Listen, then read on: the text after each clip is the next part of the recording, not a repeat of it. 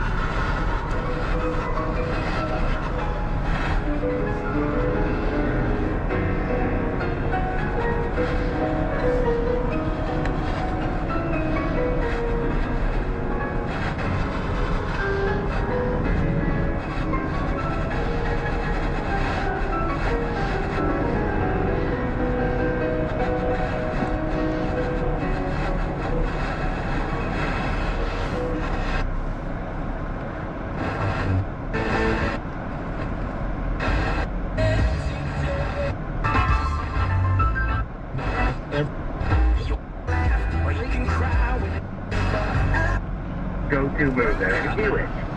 But no. I live in Northeast Ohio. Around. Actually, I had season tickets too, which shows you that I've seen a lot of bad football. A lot of bad football. Sure. But Columbus doesn't, we never talk about, or rarely talk about the Blue Jackets. Well, why not? They're not a Cleveland team, and most of our audience doesn't care. Well, that shows you how naive or, inept the audience. We're not naive. I'm sure there are a lot. Maybe us as well. I'm sure there are a lot of fans that care about the Blue Jackets. They care about hockey, but it's not even close to what the people that care about the Indians, Browns, or Cavaliers. But I would argue, no. Do you realize hockey is way better than the NBA. To you it is, but not to everybody else. Do you realize if we segment on the Blue Jackets, how many people would turn the radio off? Hey, do me a favor. You guys At the spread of the virus. Finally, this particular pandemic is teaching us more lessons. We learned lessons during Ebola and we set up Africa CDC. During this time, my expectation is that member states in Africa are going to actually take the lessons seriously, implement them effectively, and will be even better prepared for the next outbreak or the next pandemic. Dr. Ahmed Ogwell Uma is Deputy Director for the Africa Centers for Disease Control and Prevention. He's been speaking with us from Addis Ababa. Very good to speak with you. Thank you. Thank you for having me. The pandemic has taken a huge mental health toll across the globe, but mental health care is not always easy to access. In Zimbabwe, one program is taking an innovative approach to this dilemma. It's called Friendship Bench. And for the last 10 years, it's trained members of the community, often grandmothers, to lend a supportive ear to those struggling with anxiety or depression. Ruth Verhey is a program director of Friendship Bench. It's a catchy name, but it's actually a pretty good description, Ruth, of how the program delivers its services. Just explain how it works. So it works in a way that people are sitting on a bench together, which came from the necessity to find a space to offer this mental health program, which was not present at the primary healthcare clinics before. The only place we could get was put out a bench outside, and this is where people meet, the trained and supervised grandmothers who are elderly community health workers, really, who are working as health promoters and who we trained up to deliver a basic mental health program called problem-solving therapy. So they get trained in basic counseling skills and help clients to work through their own problems without sort of going into what is traditionally happening in many parts of the world, which is advice giving. And why are grandmothers in particular in a unique position to provide this service? We believe that these women are particularly well placed because they live in the same communities as their clients, meaning they really know the ins and outs of what is happening in the communities and people's lives. Often they know the people, have been knowing them for a long time, which might sound a little bit strange for the Western ear when you think of how we do psychology in the West. This is a very private thing. And these things came up in the beginning as well. People were very worried about confidentiality and being seen. This has now changed a little bit over time, we feel. So there's definitely more awareness of the grandmothers offering the service and of people taking up the service and feeling more comfortable. And especially now during the COVID pandemic, we are not as able to deliver the services on the bench as many of the primary healthcare clinics are very reduced in their service offerings. So the grandmothers are, again, perfectly placed because they're basically doing their outreach work in the communities. Is it still on a bench though? No, not necessarily, because obviously they can't take the bench with them. They go wherever they find somewhere. This might be, as we're getting reports, it might be at the public water pump where they're having a chat, or at the marketplace, or at someone's house in the garden, or at the maize fields, the cornfields, where people right now are sort of tending their crops. So this could be any place that seems conducive for both counselor and client. So kind of socially distanced talk therapy. Absolutely, wearing masks. Right. You mentioned the different new places that the Friendship Bench has kind of gone to, water pumps or a backyard. Have you moved online during the pandemic? Yes, we have moved online. We are offering the program mostly via using WhatsApp, because that is the one that is mostly used in our setting here.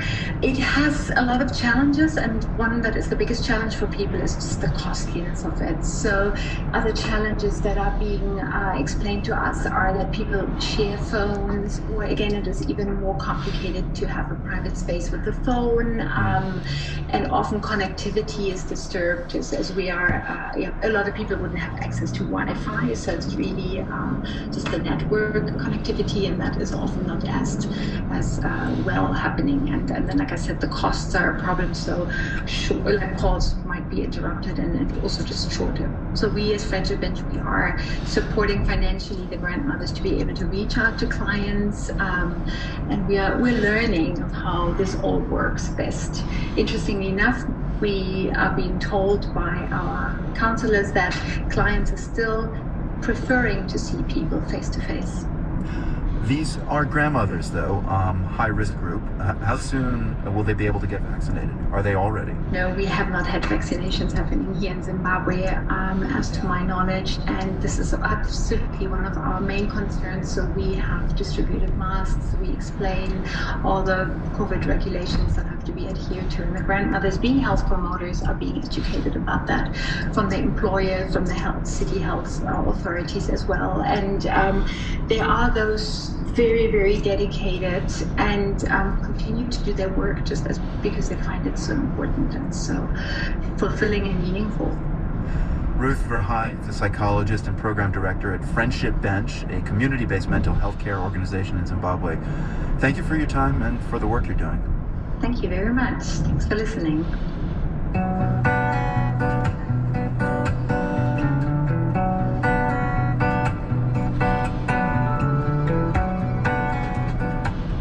Next, we're going to Southern California, where two large cities, Tijuana and San Diego, share a border. For years, San Diego was considered a Republican stronghold, but demographics have shifted with a growing community of young professionals and new immigrants. Now, Democrats have the edge.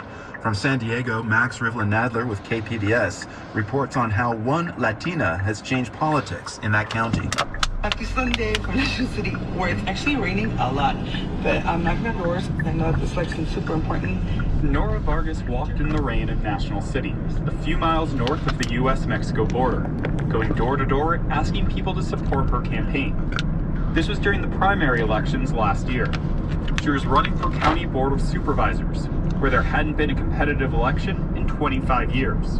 So when Vargas would show up at her neighbors' doors asking for their vote, it took some trust building. Folks in the community told me, we're going to give you a chance, but we're going to be watching, because politicians come here, they ask us for things, and then they never come back. And I think that's the piece that's really important, right? We have to deliver for our communities. Latinos in San Diego County had never been elected to the Board of Supervisors.